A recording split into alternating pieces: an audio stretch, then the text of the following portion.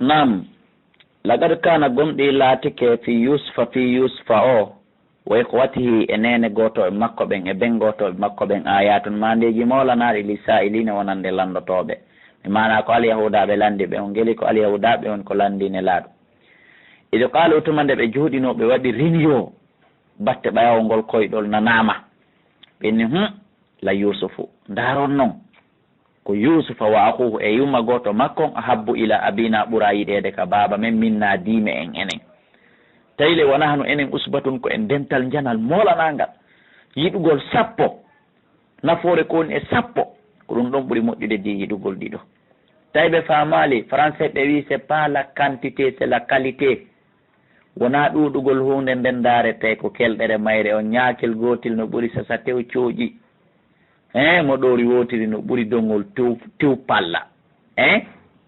mi mana Allah subhanahu wa ta'ala holli annabi yaquba ko woni e yusufa annabi yusufa goto ina ɓuuri ɓeya fo yusufa ko annabajo ko nelaɗo ko lanɗo ko marɗo ko fewɗo si annabajo lanɗo nelaɗo haysi ko goto oɗo e capanɗe wona gotum donc aade goto fewɗo on aade goto ɓenduɗo on aade goto kelɗuɗo on ina ɓuuri hedditiɓɓe ɓe hinni enen ko en dental inna abana anduno baba men la fi dalal himo e nder fayre jande mo bini feeñude a wiyata de la fi dalal mo e nder majjere na ɗum firirta qur'an goɗɗe goo ko luka majje firirto goɗɗe majje ko tafsir majje ɗo si ko luka on la fi dalalin koye mo e nder majjere la yaguba wona majjuɗo Allah subahana taala no hollimo ko suɓora yusufa e hoore hedditiɓɓen ɓiɓɓe ɓen wona gotum a taskoto anda bayloɓe no ton kurkotoɓe no ton kurkanteɓe no ton ko be etoɗa faama sendiniraɗon an kadi ka ɓiɓɓe ma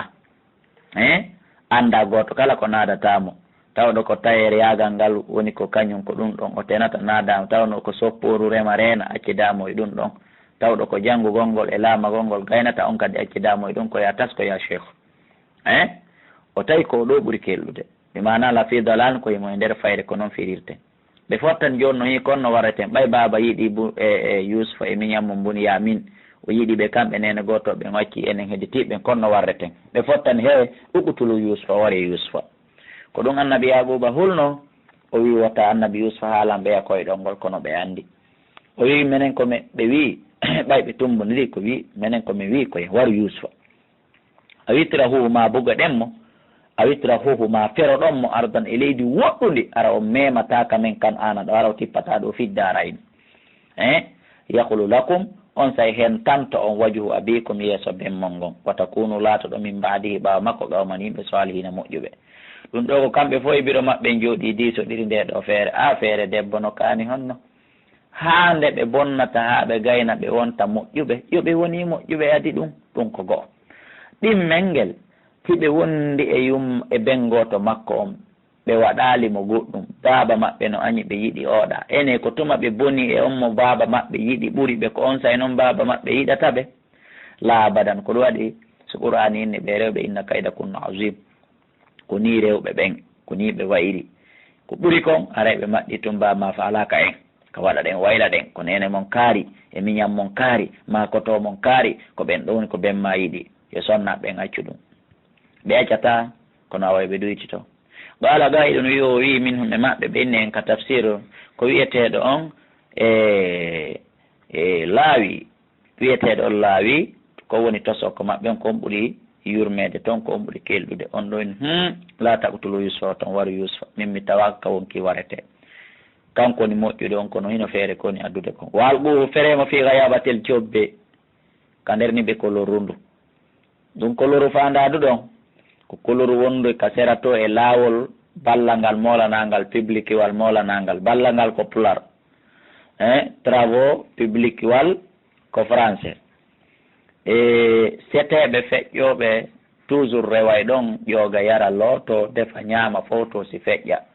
si ɓe liɓimo ɗon gotol e ɗin seteji ɗon wawa hawrude makko hocca mo yaada e mum bum andi o waraka kono o wiɗo kadi kanko numen feere makko ne naayo o wari koɗo noon kelduɗon womin ko mi ko en feere makko koloru yalta ƴetu hoccoyamo baɗu sayyarati yoga e seteɓe rewayɓe ɗon sowno kala ɓen in kuntum so laatike fayilina on huwoymo goɗɗum ko boni ko raɓɓiɗi kon ɓe fottani ɗum ɗo ɓe diisodiri fi hettugol mo kanko annabi Yusuf e junngo baba e maɓɓe ɓay ɓe gerino annabi Yaguba jaɓali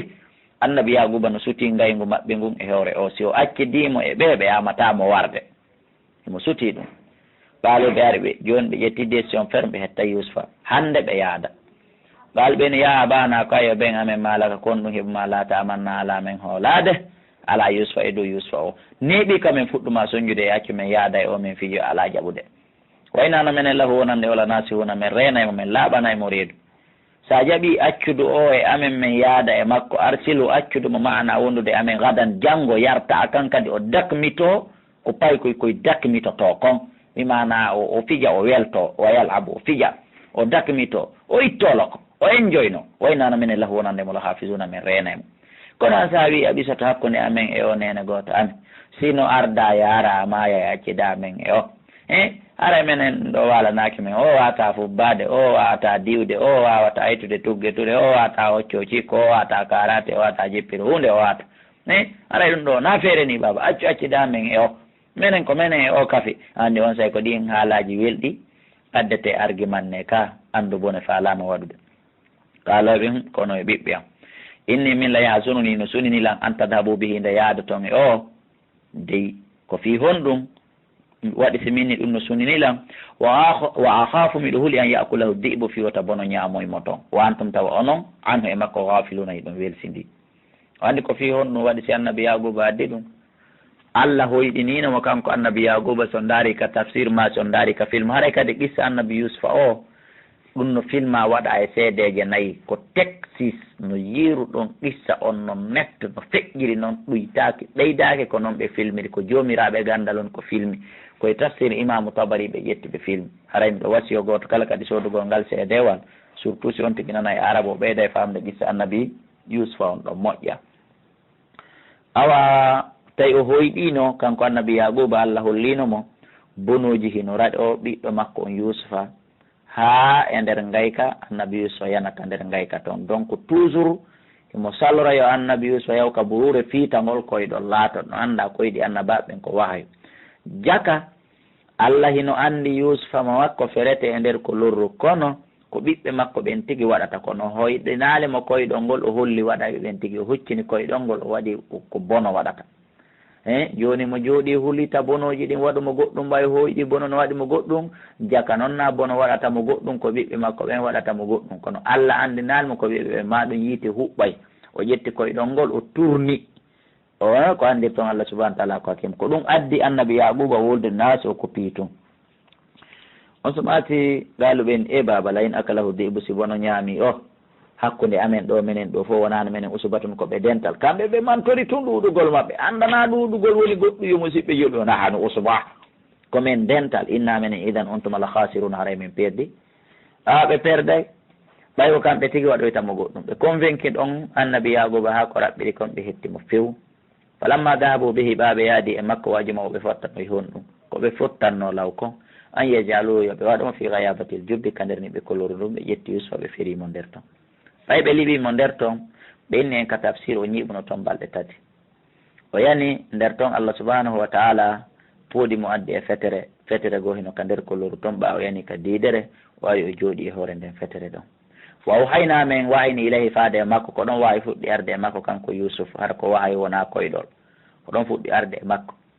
mar duuɓi 10 Yusuf watta hulu fo so wattama ko loruga a ƴawa nani si Allah jabila to nabbi annam et puis a humpitoyayɓe ɗum a lungintinoyayɓe ɗum mbiyamorin fiyaka maɓɓe ɗen haada ɗeɗe ɓe waɗumaɗo wamara kamɓe la shuruna ɓe miija andude ko annon hara ɓe so'a andude ko annon Allah subahana taala itti Jibril alayhi salatu wassalam ko hino ara itta mo wula e nder ɗen balɗe tati ɗon e nder ɗum wa ja'u ɓe aroyi ko ɗum woni wa ja'u ɓe aroyi noon hannde kadi abahum kamɓe maɓɓe sha'an kikiɗe yaɓe kuna ɓe wullinkina wayo baba Yusufa maayi fenande ɗaalo ɓe ari ɓeni ya abana innano menen daabname yenastabigu meɗen adodira meɗen waɗa raɗutiro wata rakna men acci Yusufa indama ta ina takkomiranji amen ɗin min arte min tawi fa akalahu dibu bono ñaamimo baba ko gonga andi an tigiɗa hulno wota bono ñaamuo baba jaka an hiɗa andi ɗi bonoji ko dansere bono ñaamimo fenande ko bono yimɓe ay kamɓe kadi ila ka annabi yaquba ma kuno ɗo miɗo holi wota bono ñaamo mo directement kamɓe kadi ɓe tourniri ka ɗon ɓenni kala ko waɗɗen mo innayi ko bono ñaami mbay baba ko bono hulani mo enen kadi liɓa e hoore ɗon nda si ɗon famude la wama anta meɗen andi noon goye baba bi muminin lana wama anta a wonale bi muminin lana hoolotoɗo men walaw kunnayi so min laatike so aɗi ina ko gonga men kede na noon fi na noon fere ko e fenade min woni ko ɗum firi andi bonɗo metta nangude baba meɗen andi a hoolotako men haysi ko e gonga men wonno kede na noon fere makko e fenade min woni o andi laaɓi ka waja o ɓe ari ɓe waɗi ɓe ardi ala qamisihi ɓe waɗi e hoore dolokum makko kanko annabi yusufa bi damin kadi ɓin ƴiƴam fenade ko dammil kadi goyi dammil maɓɓe ɓe hirsi ɓe ƴetti ƴiƴan ɗan ɓe moddini e dolokum kum ɓe famini ko ɗum bonuji ɗi ƴakkirimo annabi yusufa ɓay ndaari yi alika kon dolokum seeki o yi alika kon tufi o yi alika kon ruppiti o yinni ɓe moodi siko bono ƴakkunolan ɓiɗɗo on batte ñi eddu bonoji ɗin e peɗali majjon yiyeteno e kon dolokum ɓaala wi bal siko woni sawwalat lakum anfusukum wonkiji mon ɗin cuɗani on tun amran waɗugol ɗe fiyake ɗo ko onon waɗi ɗe min noon yaquba fa sabrun jamilun muññike muñal labangal wallahul musta'an ko allah ni wallinorteɗo alama tasifuna e dow kon ɗon sifade ɗo kon siko gonga masko fenade wallahi ɓe immi ɓe ɗaɓɓiti annabi yusuf alayhi salatu wassalam ɓay ɓe inni ko bono ñaami kanko annabi yaquba o yehi ha ka tumbeɗe burure o noddi bonoji ɗin o wi ko ono yo bonoji kan'ana ɗi ari so daari film o yiyay wallahi ko noon feƴƴiri ka tafsir bonoji ɗin ari ɓay bonoji ɗin ari o inni ɗi ene ko noon ñaamilan ɓiɗɗon bonoji ɗin jaabimo koni andi kanko ko annabajo allah mo wawa yewtude kullum jaabuma allah no wawi ɗefte bonoji ɗin a'udhu billahi min ñamata annabajo allah ɓiɗɗo annabajo allah wona menen dey o heeɓi yaqin ɓiɓɓe makko ɓen ko go'o ɓe warimo ɗiɗi awa ɓe hawkoyimo noko kono o andi o itti sikke makko ɗen e bono jakana bonoji ɗin woni ko waɗi mo hay e hunde donc hande kadi awa wajaat aroy sayyaratun setewon no iwri nokku goo no yarde misra ɓay si allah subahana taala hoddiri hunde o hoddiri yusufa ko misra yarata farsaluɓe neli waridahum ƴogowo maɓɓe on fadala o jeppini dalwahu ƴogirɗum makko ɗum mi wiyatamin julfe de wona haala men no musidɓe julɓe dalwahu poore mo ƴogirta o mbay o jeppini ɗum allah wahayni e annabi yusufa alayhi salatu wassalam yo nangu ɓoggol poore on o ƴawa tawino e nder ko annabi yaquba en ɗaɓɓitata kon kadi yusufa ɓe ɗaɓɓitimo ha mawɗo goo e nder ko ɓe ɗaɓɓita ko inni ko fiyun no e ɗaɓɓiti o e nokkel ɗin fof e daarali ka kolloruɗa o ko pay kon o no wawi yande nder ton ɓe ari ha ka kolloru fi noddugol yusufa o nooto tawi himo ton o nooto ɓay allah no andi si ɓe hewti tun ka kolloru ɓe noddi ɓay o yama yaali o nanayi o noototo si o nootike ɓe ƴewnaymo hoddiramale o hootata ko hunɗum allah waɗi andir ton allah ko hakim o immini jibril ari ukki non ŋoŋre e annabi yusufa wallina ɗannina ɓe ari oobi ka kolloru ha ronki ɓenni hay goto ala ga ɓe hootugol maɓɓe yusufa findina joɗɗina o yi programme allah ɓa hokki poore on o ƴewni annabi yusufa nangi ɗon ƴewi galani ya bushra e welo an haada gulam ɗum ɗo ko paykon ni wona ndiyam mi yarno ƴoggol ndiyam mi ɓi paykon haada gulam ɗum ɗo ko paykon wa sarruhu ɓe suuɗimo kamɓe ƴogoɓe ɓen ɗiɗo bida'atan ka nder miranji maɓɓe mi mana fi ɗimmoɓe makko ɓen wota yi'umo ɗimmoɓe maɓɓe ɓen settewol ɗimmoɓe maɓɓe ɓen fi wota yi'umo mi mana fi yusufa on maccuɗo maɓɓe kamɓe tun hara ɓe tawaka nanda son faami walla tawino allah alimu ko anduɓe bima yamalun ko ɓen gollude kon wa sharahu ɓe soodimo ɓe tamanin coggelel baksin ɗuytingel fanɗugel darahima dirhamu hoye madudatin contete koye gokkoyni wa kano ɓe laati fi e yeygom nongol mina zahidina koɓe jeeyaɓe wonɓe hittinde fi wota feeñu fi wota anda bi mana to taw hara ko maccuɗo goɗɗo ni dogi pullo makko on noon ara yitamo hara ɓe lannalimo yeyde tawa ɓe watayde bi mana ɓe yiimo koɓe yeeyo fi to yoyi juuɗe maɓɓe wa qala alladi wi on istara o sooduɗomo ɗum noon ko premier ministre on e nder misra wona was ko président on nde président on ko roi ko premier ministre on woni ko soodimo on noon fayda woni lanɗon on wi on sooduɗomo wi min misra immorde lanɗo min misra immorde misira o wiyani limrati ɓeygo makko ne ɓiygu makko no wiyanene zaliha o wi akrimi miɗo faala zaliha ma an tawi noon kamɓe ɗiɗo kadi ɓe jiido dalɓe e ɓaali ɓiɗɗo akrimi teddi maswahu werde one asano tañƴina yam fa anande o nafata o natta hedaw ma jogi to ɗemmo wala dan ɓiɗɗo Allah daali wa kadhalika ko ni makkanna li yusufa min newnirani yusuf fil ardi hodugol kaleydi ɗon wali no allima o fiyo men jannamo min ta'wil al ahadith filo koyɗi wallahu allah ghalibun ko foluɗo ala murido fiyake makko ɗen walakinna koni aktara nas ko ɓuri hewde yimɓe ɓe la yalamuna ɓe anda hara qissa yusufa on no mo juuti moƴƴa waray on noddo e musidɓe julɓe ka numéro téléphone ji ɗi mi jonni on ko ɗo yañete ɗen ɗo e raɓɓinɗino toon feƴƴen walamma balaga shudda tuma nde o timminno noon sagata lankako makko kanko yusufa ɓe wi en ka tafsir ko duuɓi capantati ñande timminno 30 ans directement ataynahu min okkima hukman faamu wa ilman e gandal woni annabajo wa kadalika kono ni najisima yoɓirta almusinina moƴƴimɓe golle ɓen wara waɗatto ɗaɓɓimo noon joni allah ti on sonnajo ɗum woni nene zaliha huwa mo kanko yusufa fi bayti a woni ka suudu makko annafsi fi hoore makko wa gallagatil abwaba o soko dambuɗe ɗen mi waɗana dambuɗe jeeɗiɗi ko dambuɗe jeeɗiɗi udditata sotta feƴƴa siya hewtoya e nder chambre makko udditi ɗe ɗo fof o naadi yusufa nder toon o soki ɗe fof makko wa gala to haytala kam weeɓitanikema fi en waɗu zina hannde ko forcément ngoy kadi ma ɗum o piyay mo anndi ko kankoni pullo makko o annabi yusufa ko makkiɗo maɓɓe ma dama ɓe soodumo alay ɓe ma adallahi mi molori allah mi winde kam muuli dow komi annabajo mi winde ka leydi komi zinowo mi molori allah innahu ko woni rabbi pullo an sooduɗolan addi ɗo on ɗum woni modima premier ministre on ahsana maswaya o moƴƴini werde an nden omo jogorilan wa ɓiɗɗo makko o jogora allah wa maccuɗo innahu no allah la yuflihu zalimin umuna o malnata toñoɓɓe min le noon somi yiltika mi yani e ɓeygo on hara mi woni toñowo ala daare wala kadi hammat bi gomɗi nene zaliha himmiri annabi yusuf wa hamma biha annabi yusufa kadi himmiri nene zaliha tafsiri ji boyno ari ɗon mi wata addude ɗiɗi fof ɗo koko ɓuuri yaadude kon e aya on e ko ɓuuri jikkude on e ka tafsiri ji ko ɗum woni komi addi ɗo tafsiri ji boyno toon haranaɗo noddoya ka numéro ji 67 60 53 09 réseau ji ɗin fof ko même numéro si wona araba noddoya ɗon nene zaliha himmiri annabi yusufa himmiri nene zaliha lawla arwa burhana rabbi so nano ko yi'uno kon dalilaji joni makko ɗi mande joni makko hari kanka ɗo himmirimo kono himmirande ɗon nden ɗo wasina kanko o himmiri na wasi o himmiri zina o kono gorko selluɗo himo muulida so yi'i debbo labaɗo ɓortike yeeso makko faali hun ko arata e makko ɗon kon kono na wasi haray o faalama waɗugol zina o ko faale ko gorko yiɗa faalete debbo kon qur'an wi en zuyina linnasi hubbu shahawati minan nisa'i deke tun ko a gorko sa yi debbo labaɗo pellet a faaletemo ko woni noon imanu ma on e tawhidi ma on e taqwallah ma on jaɓata yana e makko mi mana ko on faale ko ibnu adama muulida e mum ko ɗum woni ko annabi yusuf faalaɗo nasi ko faale zina la abadan allah daali mais sinano komin hollunomo commandeji joni makko ɗimmandeji kadi hiɓe addi ɗon riwayaji tati en noddoya ka numéro ji en wata addude ɗiɗo kadalika ko ono ni li nafsoy fa fiyo min yiilu min itta anhu e makko a su'a bone on wal fahsha'a eko boni kon eko ñiddi kon innahu no yusufa min ibadina ko jeyaɗo jiyaɓe min almukhlasina laɓɓimɓe wattabaqal baba ɓe adonide ka dambugal yusufa hino dogude fi wota waɗa zina oɗa kadi no dogude fiyo zina waɗa fi hendagol mo waɗa mo zina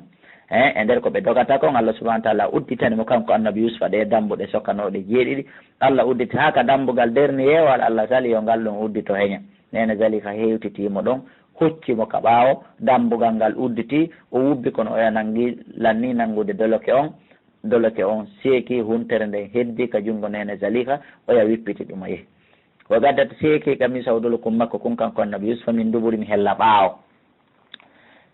kaɓe yaltata ɗon o alfayaɓe tawi so yiida ha ɗullo makko on mbimana moodi makko kanko sonnajo on hiɓe noddiramo Poutivar ladal baat ka dambugal ɓe tawi mo ɗon tawi on no faala natude ɓe fotti ɗon ɓe ƴewodiri ɗon ɓeeno dogude directement ko andir toon sonnajo janfa mum kan no tiiɗi directement ɗon e ɗon o ƴetti bone on fof golle makko ɗen o wayli e hoore annabi yusuf qalat o roomi o piiti o wulli o inni majasa o kon ɗum woni joddi man arada bi ahalika on falanaɗo ɓeygure ma nden su'an ko boni o falalan zinude koye nder ngil guerewil men woni koye dogugol lawomo mi woni kon ɗum woni joddi makko illa nisjana sonande o sokete ka kaso aw adabun ma o lette o ɓiye alimum lette musuɗe o ɗaɓɓilan qala annabi yusuf ma ke hiyara wadatni an nafsi Poutivar ko ɗaɓɓiɗa min mi ɗaɓɓamo few on say debbo gollo nene zaliha on ari seediti wonde manna ko annabi Yusuf ɗaɓɓinene zalika kanko yiri yitede makko ne annabi Yusuf no ɗaɓɓanene zalika ɓe mana o ari o seedi tani fula musu makko fi kanko e fula musu makko eɓe ɓeydu wellude fi kanko e Allah eɓe ɓeydu haɓude ɓay ko ɗum no woni settotoɓe goo on sumat Potifar wi haray annabi Yusuf kadi yo addu seede on hulluɗo ko nene zalika ɗaɓɓimo so wona ɗum ɓay oɗa addi seede so kanko addal enel haray o waraymo Allah jippini wahaw e makko wonde yo noddu kumbobo wonko wullude ɗa kumbobo kadi nene makko ko arkun ko ɗum naati ko ɗon o waɗa Allah immimo addimo ko ɗum spécial fi ko seedita no annabi Yusufa kumbobo hun ɗo kadi no jeeya e bobo hoye wolu koye ka bobo yaga o noddi bobo hun kon o ƴetti kon o tappi kon o landi kon wowli o shahida seediti shahidum seedita toɗo min ahli a immorde yimɓe nene zalika ɓen tigi tigi tigi debbo arɗo ɗon on ko wi owo e nene zalika nene togoso mi mana e bobo hunkun koye hoore pati makko ko woni ko seediti in kana bobo on kinne in kana siyatike ɗamisu doyokum makko kun ɓudda kun seekoyi min qubulin hella yeeso fasadagat haray nene zalika ko goonga makko wo waray kanko Yusufa minal kadibina ko jeeyaɓe e fenoɓe wa in kana siyatike ɗamisu doyokum makko kun ɓudda seekori min duburin ɓaawo fakadabat haray nene zalika fenay ɗowa kanko Yusufa mina soarigina ko jeeyaɓe e gonguɓe lamɗo wi tuɗimi ndaari o tuɗi o ndaari effectivement dolo kem no sekori ɓaawo falamma ra'atuma nde yuno qami saw dolo ko nene e annabi Yusuf kon ɓudda sekori min duburin ɓaawo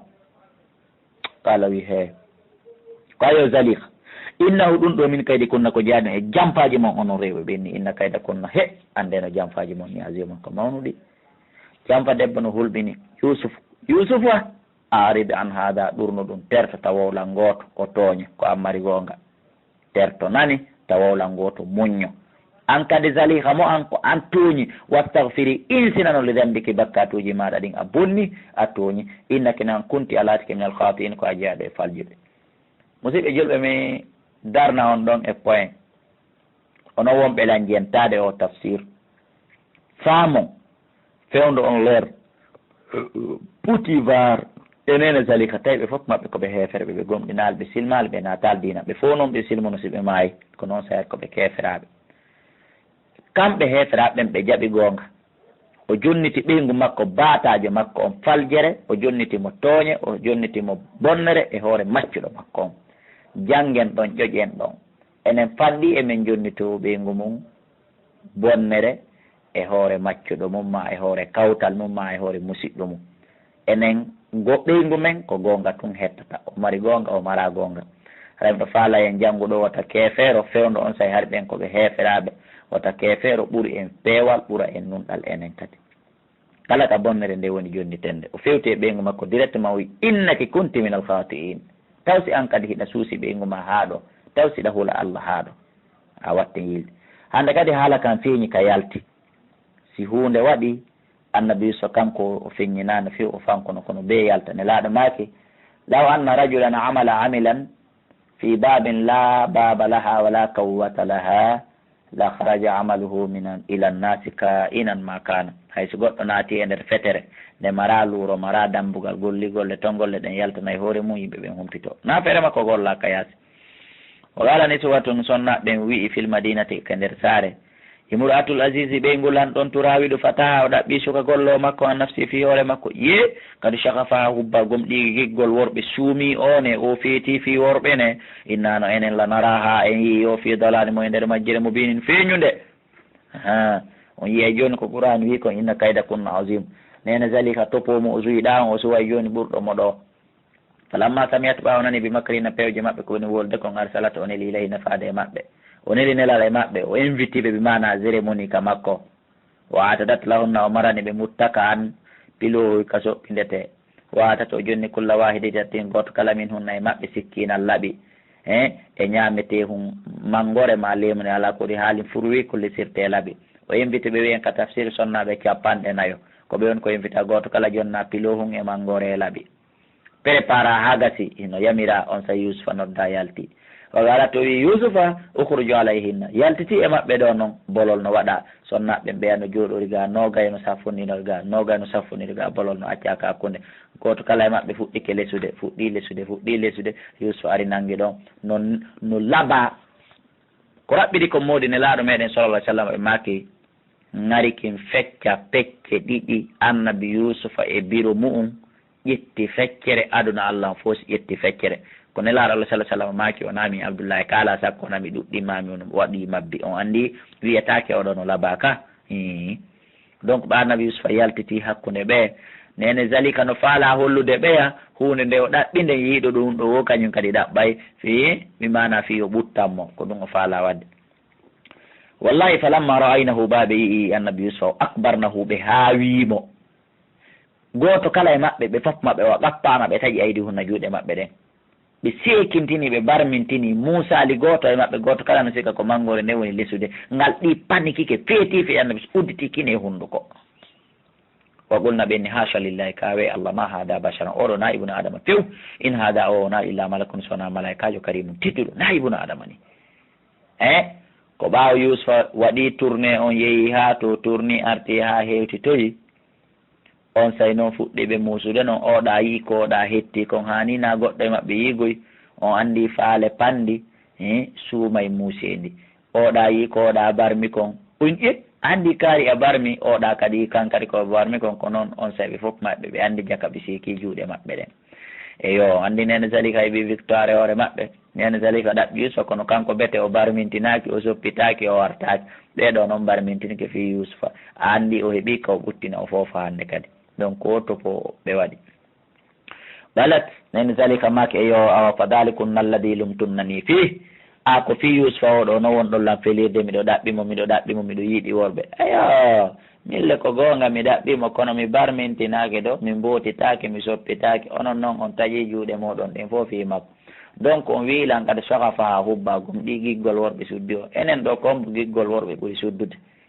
ayi hande kadi won mbikkundulle maɓɓe ɗen o rekkoni sinon hande kadi o wi wala kadora wattu gom ɗi mi ɗaɓɓirima nafsi fi hoore makko ko gonga fastasama sali wala illam yafal wallahi so huwa lima amurukum yaminima kom la yusjananna wallahi ko soketeɗo wala yakunan ko latotoɗo min assohirina jeeyaɗo e hoyɓe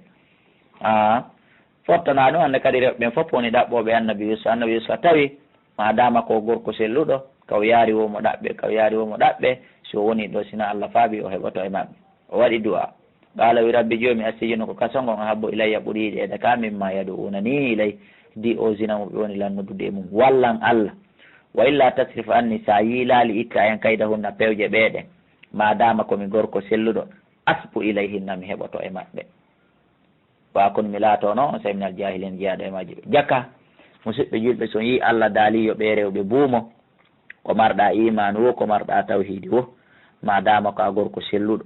hino o debbo ɗa no wuuji produit ha no laaɓa oɗa no mori mes ha no yeɗɗi oɗa no laaɓa oɗa no yeɗɗi ɓe fof acci ɓalli mum ɗin ka yaati jaa ko wawɗa hoorema wo a ronkita e hoorema jaa ko ɗum Allah wiiri yo ɓe buumo ndaare en ɓuura annabi Yusufa ko annabajo nelaɗo en ɓuura o yimano e tawi kono wi Allah sa accidilan e ɓeɗo mi heɓoto e maɓɓe donc to goto e men hoolo hoolare mum nden hoolo iman mum on ha weddota e rewɓe musidɓe julɓe wota en waɗu ɗum iblisa ko bonɗo fastajaba lahu jaabinanimo rabbu joom makko du'a mo waɗi on fa sarafa o yiilu itti an he makko kayda hunna pewje maɓɓe ɗen sabuna ɓogol makko kaso innahun Allah huwa sami kanko nano alimu annduɗo daare annabi Yusufa no suuɓi sokede duuɓi 7 fi daɗugol zina enen hiɗen etade reweteɗi ɗin fof fino waɗiren zina mode enen annabi Yusufa en serti yo Allah okkoren iman e taggo Allah sifa ko okkorimo o danna en zina amina suma bada lahum refke feeñani ɓe mi mana feeñani lamɗon e gouvernement mum on min mbaɗi ma ra'awu ɓaawo ko ko ɓe al ayati ɗi mandeji ɗo hande kadi rewɓe maɓɓe ɓen fopp no ɗaɓɓa Yusufa ɓe tawi koye ɓe hettodir e rewɓe maɓɓe ɓen so tawi woni koye ɓuttone saare nden ɓe yii feeñani ɓe la yasjununnahu wallahi ko ɓe ɓe soka mo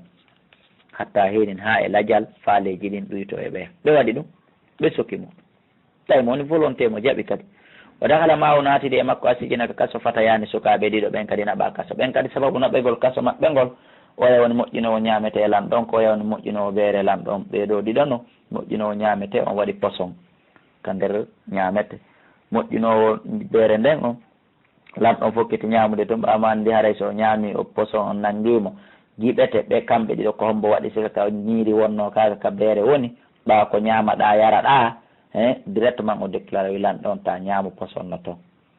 ko raɓɓiɗi kon ɗon kadi issa on no juuti seeɗa ɓe ɗiɗo kala ɓe nangga taw kamɓe kadi ɓe feraka kasa taw ha haqqille hetto yaltina no ñaawa anda ko hombo bonni ko hombo waɗi ko hombo ni waɗa issa on ɗon kadi no juuti o nodday ka numéro ji 68 60 53 09 qala haɗuma goɗɗo e maɓɓe wi inni min arani mi yi hoore an asiru hamran miɗo haama beere miɗo moƴƴinana pullo an on beere o yara o wi ɗum kono ko fenade ka haqiqa tan ɓe hoyɗa ɓe hoyɗinkini ko ɗum waɗi ibnu adama goto kala koyo yeelo ko moƴƴi sa hoyɗinkinoto ma sa yeloto ma sa wuufay konngol wuuf ko moƴƴi oya yo min hoyɗi miɗo yalti miɗo hetti poste an on asiru hamra miɗo hamana pullo an on beere nomi wowirno noon wa qala al akhar oya kadi wi inni min kadi arani mi yi hoore an a hamilu mi hoyɗi hoore an a hamilu miɗo rondi fawqaɗa sika dow hoore an hobsan bireedi takulo tawro colli ɗin no ara soppa min ho immol polli ɗi colli ɗin no ñaama ɗum min kadi mi hoyɗiɗi nabbina hombo to men mbita wili firo koyɗi amen ɗin inna menen naraka mi yima minal musini ko jeyaɗo e moƴƴuɓe saabu noon ɓe yimo fira koyɗi nder to woni ɓe yi moƴƴere makko nden ko ɗum addi ɓe hoyɗinkini ɗum ɗo qala o haalani ɓe miɗo jonna on assuré la yatikuma arata on taamum ñamete tursagani mo arsikete ɗon on ɗum noon ko ñamete aro on e midi fewno ɗon noon ko hella 10 heures 11 heures mi mana ko andingol ɓe humpitayɓe joni kono waɗanayɓe bayana taw waɗanayɓe dawa taw julɗo kanko kala kay o yiidi e goɗɗo o waɗay bayana annabi yusuf waɗuno bayana ka kaso ko yata guluje silmi nder toon ka nder kaso julɗo waɗay bayana e hoore pon o waɗay bayana ka tumbo kade furo o waɗay bayana ka kaso kanko ala ka ɓiƴƴi tata o watta bayana o waɗay bayana ɗon o yi e arata o ñamete tutagani marsikete ɗon on mbimana mo addante ɗon hande on illa nabbatu kuma sowona aray mi andini on mbita wili firu ɗi koyɗi qabla yatiya kuma ko adi ñamete on arde on daali kuma firangol ɗon ɗi koyɗi mimma allamani rabbi ko jeeya ɗum e ko joomi en andi nimmi e ni min taraktu mi ekkiti millata qawmin dina yimɓe an la yuminuna tawɓe gomɗina billahi allah wa hum kamɓe bil akhirate e lahara hum kamɓe kafiruna koɓe yedduɓe wattabatu mi jokki millata abayi dina babiraɓe an ɓen ibrahima wa ishaqa wa yaqub ko andingolɓe ha kamɓe kadi ɓe accutu dinaji ñolɗi ɗin ɓe jokka dina fewka kan kanko préféré ki accutugol dina yimɓe ɓen fof o jokki dina babiraɓe makko ɓen ko jokkiri noon dina babiraɓe makko ɓen faamen ndey hande inneten enen kadi andi buyno dallinoran ɗo inna hay yusufa wi mingo komi tawri mawɓe ɓen komi jokkata daari noon ko yusufa tawri mawɓe muɗum ɓen kon an kadi daara ko tawruɗa kon mawɓe ma ɓen siko gootu ko wiɗi o jokka e dina mawɓe makko ɓen naasi ko ɓay mawɓe makko ɓen no welano ko ɓay woni ɓen ko ɓen woni ko jokki ko fewi kon ma kana lana hanana en an nusirka billahi nde sirkante allah min cheyin hay hunde dal kan ɗo min fadlillahi ko immorde ɓuural allah ni alayna e hoore amen wa ala nasi e ko waɗi hoore yimɓe ɓen walakinna ko woni actara nasi ko ɓuuri hewde yimɓe ɓen la ashkuruna ɓeytata nemaji allah ɗi ya sahiba sijini kono yimɓe en kaso ga mo wajadeɓe so firanaɓe koyɗi ɗin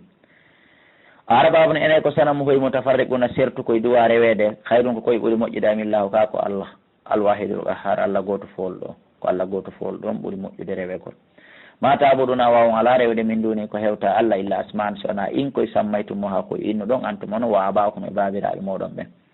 ma anzalallah allah jippinali biha e rewgol ɗi sanamuji min sultane immorde dalil inil hukumu ñawre nde woɗanal illa lillahi so wona wonande allah amara o yamirile allah tabudu wata o rew illa iyahu so wona kanko dalika dinul qayim ko ɗum ɗon dina ñiɓuka kan walakinna koni actara nas ko ɓuuri hewde yimɓe ɓe la yalamuna ɓe anda ya sahibay sigini kono e yimɓe an ka nder kaso kono e wondiɓe an ka kaso ngo firande on jente amma haado koma amma goɗɗo e moon hoyɗo ɗon yalti ka kaso no yehi hetti poste mum on hino moƴƴinde beere fo yasɓi rabbahu o yaha e o yarni to yappullo makko on hamunan beere o hettoya poste makko on ɓaawo balɗe tati o yaltay o ñaawe o hetta goonga o yaha o hetta poste makko on wa amma al akhar amma oya hoyɗo ɗon no rondi bireedi colli ɗin no sappa ɗon ɓa kanko ala ko hoyɗinkino sona sifa ɗin piiji bonɗi faysul abou kankadi firon on balɗe tati kankadi o yaltay o ñaawe o hetta fenade faysul abou o pempe fata ko luttayro min rasi colli ɗin soppa ngandi makko ndin ñaama hoore makko nden ko yi kon colli ɗin no ñaama cobbal ma bireedi ka hoore makko ko ɗum ngandi makko ndin ɓe fuɗɗi wiide minen min hoyɗa min hoyɗinkini min daaray toon siɗa wawi firde o wi la udi al amru fiyake ɗen ñawama c'est fini fiyake ɗen ñawama fi alladi nden hunde fi nde tata o noon e muɗum castaftiyani hiɗon lanɗo lannama c'est fini so hoyɗin kini awa woni assuré fiɗo gon ko ni woni ɓawa balɗe tati wallahi ko ni ɓe yaltiniraɓe naɓa oya ñaawa hetti golle mum ɗen oya ñaawa e honno innete fempa panda wara yonno annabi Yusuf qala wiyani lilladi wonande on zannamu felliti annahu noon ɗon naajin ko daɗowo min huma e maɓɓe o neli on ɗon e pullo on o neli on ɗon e lanɗon o wi sa hewtoyi udukurni jantoyo inde anden andintinoy fiyan inda rabbika ka joomi ma afwan ka pullo ma on sukuɗo en o andintinmo koni amin kadi miɗo gaayo o walla min kadi mi yalta fa saw cheytane yejjintinimo dicre rabbihi jantoyagol inde Yusufa nden ka pullo makko o falabita o ñiiɓi fisiyini ka nder kaso toon beɗi asinina duuɓi kontaɗi ɓe wiyen ka tafsir ko duuɓi jeɗɗi kon ɗoni sababu yo won ka kaso toon duuɓi jeɗɗi fof e o nelaɗo ɗa yo yaw yejjita ronka haalanoyde pullo on ronka haalanoyde lanɗo on tawi o bonni Allah subahana taala kanko annabi Yusuf o yowtike e Allah o yowike e Yusuf o yowike e lanɗo on yo lanɗo on yaltinmo tawi ko yo hoolor noon Allah ko Allah yaltinta wona lanɗo o hande o innata yo oya andintinoymo ka lanɗo on yo eto o andintino ka Allah subahana taala addi Jibril alayhi salatu wassalam felimo moƴƴa o wi ene Yusuf o wi kombo danduno maga ko lorru ƴawnoma ɓaɓen goto ma ɓen fuɗɗima e liɓima nder toon o wi ko Allah o wi ko hombo moƴƴi e ma ɓe suuduma adduma ka nder présidentiel lanɗon tawi ko ɗo neeteɗa ko hombo moƴƴi e ma ɗum o wi ko Allah o wi ko hombo danduma bone ɓe rewɓe ɓaɗe ɓe ɓiyon waɗu zina danduma a waɗali zina o wi ko Allah wo kono noon accirta Allah danduɗoma ɗum ɗo on fof hoolora o lanɗo annabi so moodi gonga mi bonni mi tooñi o tuubi o rutti Allah wi mi yaafike kono noon sarti on ko be a lappay kaso 7 ans prison ferme yaafike ma noon a lettetake aduna a lettetake laara nde bonnere ɗo mi accanima kono noon a wonay kaso duuɓi jeɗɗi siko ɓernde am ɓuttu monay ko tawi kon a hawlori goɗɗo a accila sabu bonnere hu gotum wonen hoolorɓe Allah de musidɓe julɓe enen noon laabiji buy e nder ñallal ngal hiɗen yewto e Allah hoolora e goɗɗo o andi ko ɗum waɗi si enen lette men ɗe hino juuti ɗe ala iwde wa qala al maliku lanɗon wi inni min ɓa Allah subahana taala hoodiri e annabi Yusufa yalto woni duuɓi jeɗɗin timmi lanɗon hoyɗi koyɗol mbimoɓe ndiɗo hoyɗotoɓe koyɗi ɓen fof moɓidira wawali firde e nder ɗum noon oya ande to o ko kaso no wawi firde koyɗi o hoyɗuno mi yaltay mi yalti o hoyɗuno oya kadi yaltay ware o yalti o warama koni ono nelno lan nde sa yomi andintinmo fi makko kala ɗo nga ko ɗum yejjiti wa qala al maliku lanɗo inni min arami hoyɗi sababa garatinnayi jeeɗi simanin fayɗi yakuluhun nahi no ñamude ɗi saabu on jeeɗiɗi i jafunu horiɗi no ñamude e janɗuɗi ɗin wa saba sumbulatin e cawti jeɗɗi huɗorin kecci o haray goɗɗi goo ya bisatin yoruɗi ya yuhal malaw kono e hooreɓe mbatu aftuni humpitelam firanelam firu ya firu ɗi koyɗi ayni kuntum so laati keliru ya wonande koyɗi taburuna kon wawɓe firde ɗum noon bihimbile firowo koyɗi e nder leydi ni fof moɓidirama addama ɓe jonnidiri pehe maɓɓe ɗen ɓe diisodiri ko yaata honno inte balɗe jeɗɗi 7 jours ɓe ɗonki addude firo koyɗi ni pres ko mbiyi Yusufa anda kan ɗon yaltinte ko ɗum wonta saabu yaltugol makko ɓe fottan yo ɓeyno ko koyɗi jiiɓu jaaɓu ɗum wata ko firade yo ɓeyi ɓe wata firde kan kono no woodi wawɗo firde kalɓe ne ko ayo lanɗo adghasu ahlami ko koyɗi jiiɓodirɗi ni ñirku ñaako goɗɗo wata firde ɗum amana han menen mi wonali bi tawil ahlam e firgol koyɗi jiiɓitiɗi ɓe alimina komin anduɓe ɗum ɗo firotako on say noon wa qala alladi wi on naja daɗunoɗo min huma immorde ɓe sukaɓe ɗiɗo yaltunoɓe ka kaso hoyɗinkiniɓe mo annabi Yusufa neluno on noon wi'i wadda kara o miijiti baada ummatin ɓaawo dumunni on e nder minitaji mo ugginimo miijitade ono daari jaka o yejjiti yettinde ngal nelal e nder ɗi duuɓi fof ole no wawi firde koyɗi o andeti fi Yusufa o wiɓe lanɗo on ana min unabbi'ukum miɗo wawi on humputude wita a weli firuɗi koyɗi nano wasi ko min andi fa arsiluni nelelan ka kaso wallola mi yiida e goɗɗo no toon no wi e Yusufa on ko wawɗo firde koyɗi o firanayi lanɗo yananimo o wattidimo e délégation ɓeye o aroni Yusufu ko ayo Yusufa ayi ha siddiq ko ayo gonguɗo mi ari aftina humpitimen firo fi sabi bagaratin nayi jeeɗi simanin fayɗi yakuluhunna hino ñamude ɗi saabu on jeeɗiɗi i jaafun horiiti ko sabi sumbulatin e kewti jeɗɗi hudurin kecci ɓaw kara goɗɗi goo yaabi satin yoruɗi ɗon kadi yoruɗi ɗi hino ñamde cecci ɗi humpiti men ɗum laalle min no gasa min ari yo mi ruttoto ilannasi mi hewta ka yimɓe ɓen laalam no gasa kamɓe yaalamo no ɓe anda firo koyɗol ngol par ce que présidentiel on no heewi tew hino habbimo kanko arus yahuɗo on landoyagol annabi yusuf kala annabi yusuf maki très simple ɗum met kafirde très simple hino ko watton ko nani tasra ono ko yon yewre mum saabu a sinine duuɓi jeɗɗi daban jokkodirɗi hitande ɓe ndiyan aray ko yonata foma ha sabtum kala ko soñuɗon tigawo maaro fo ñew kabawo hara on yaaɓali on piyali on tettali tigaje ɗen fadaruhu accon ɗum fi sumbuli e nder bagaji mum ɗi maron illa galilan sowona seeɗa mimma takulna ko ñamaton kon bere ko unoton ndefon wo yaaɓon bere ɗum ɗon ma ɗum koyde ti kon accon ka bayi hara on yaaɓali maaro kon on piyali tiga on tettali kaba on worsali accon ka gombal nani sina ɗum bonay donc ɗum ɗon waalo ɗon e nder duuɓi jeɗɗi summa yaati retto aroyay min mbade dalika ɓaawa ɗin duuɓi jeeɗiɗi ɗi ndiyam woni arde aroye kadi saɓun duuɓi jeɗɗi sida ɗum yoriɗi ɗi hay sintere ndiyan sintata yakkulno ɗin noon duuɓi jeeɗiɗi ndiyan arali ko ɗin ɗon ñamata ma gaddamtum lahunna ko maran ɗum ɗi kon illa qalilan on ñaama fof si wona seeɗa mimma tusinuna e ko waɗoy toon kon awdi e hitande arande nden hitande jeetataɓere nde